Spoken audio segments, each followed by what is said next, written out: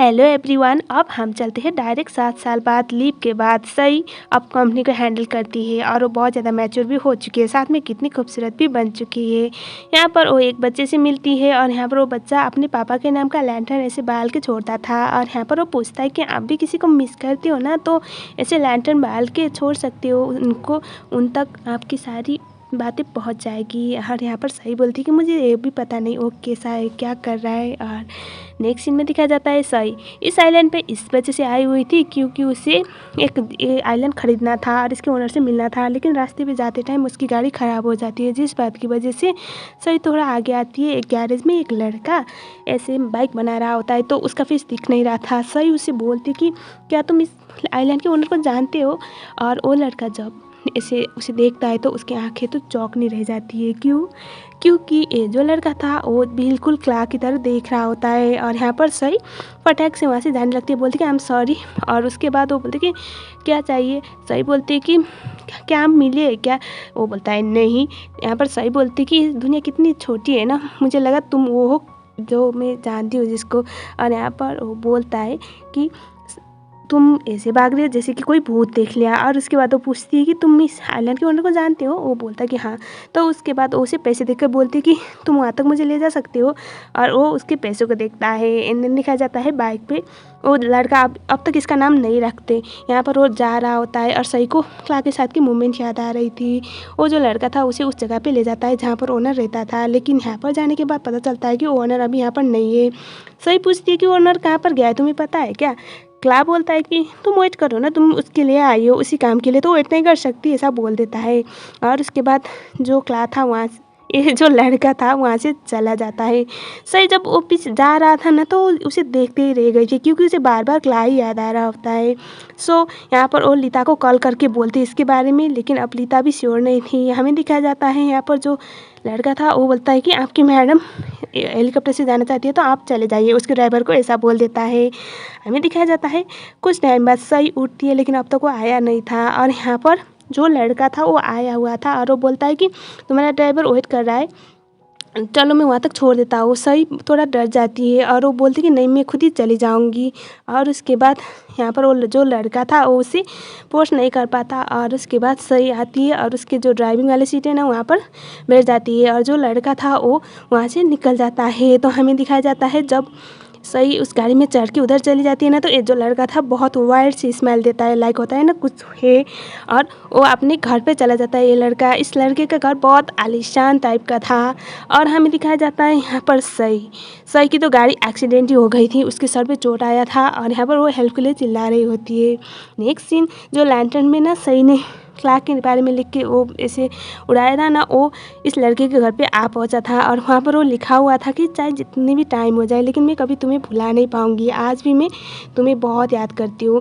7 साल हो गया लेकिन जो 4 महीने मैंने तुम्हारे साथ गुजारे हैं ना वो मेरी लाइफ के सबसे कीमती पल है और मैं हमेशा तुम्हें याद करूँगी, ऐसा वो बोल रही होती है उस लेटर पे। और यहाँ पर सही अभी एक्सीडेंट के स्पॉट पर ही थी। और हमें दिखाया जाता है नेक्स्ट सीन जहाँ पर इस लड़के के घर में सही को लिया गया था और यहाँ पर वो बोलता है कि कल सुबह मैं तुम्हें तुम्हारे घर भेज दूँगा।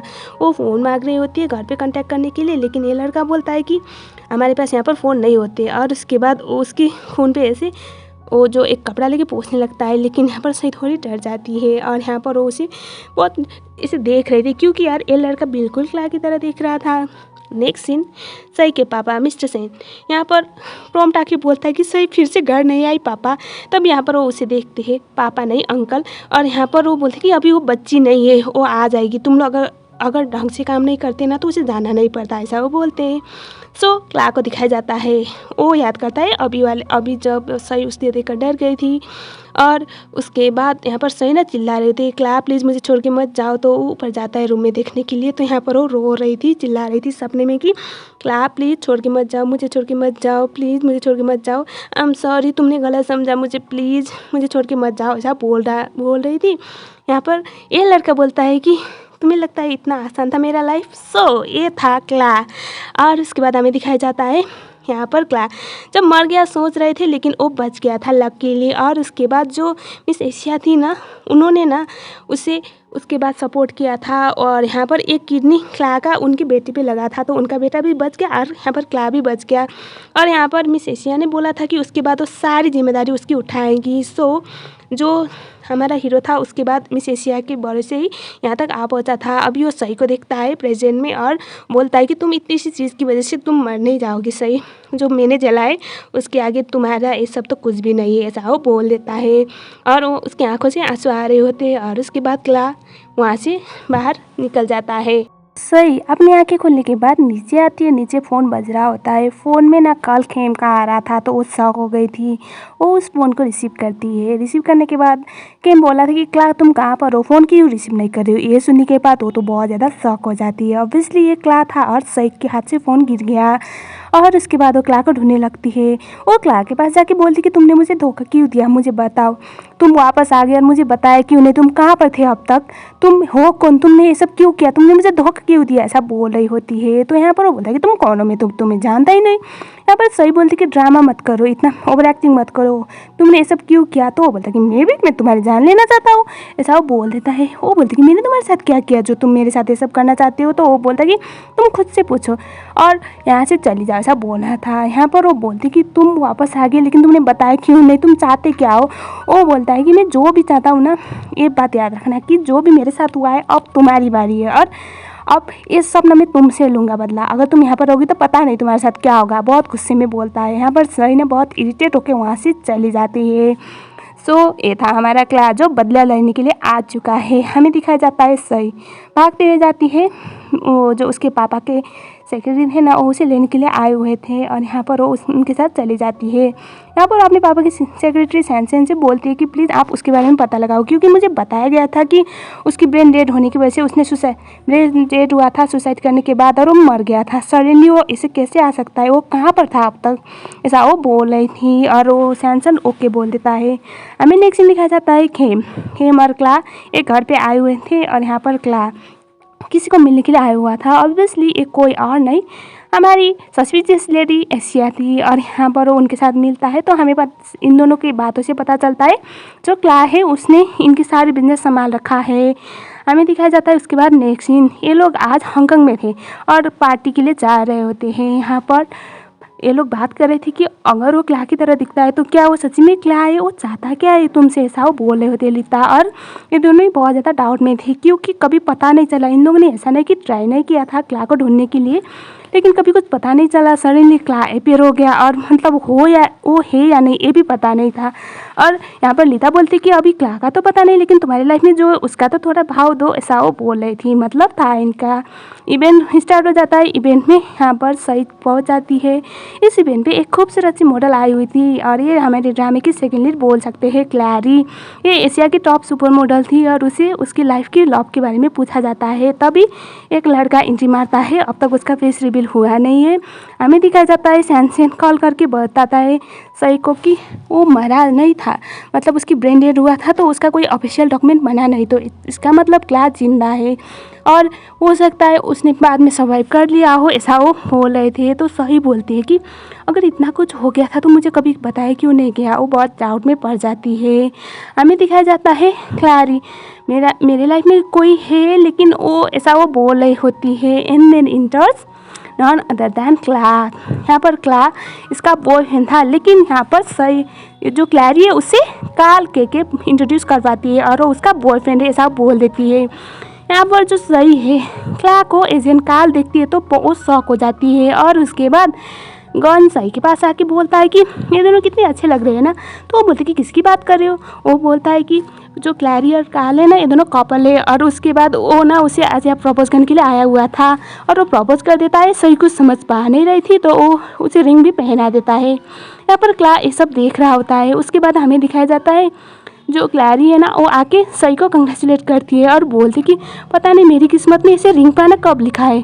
तभी यहाँ पर क्ला बोलता है कि ऐसे मुझे किसी ने कहा था आपकी रिंग से ज़्यादा मैटर ना आपका जो प्यार करने वाला है ना वो मैटर करता है, ऐसा वो बोलता है। क्लैरी को बोलता है कि फिक्र मत करो तुम्हें रिंग मिल जाएगा। यहाँ पर सही समझ जाती है कि वो उसकी बात कर रहा है।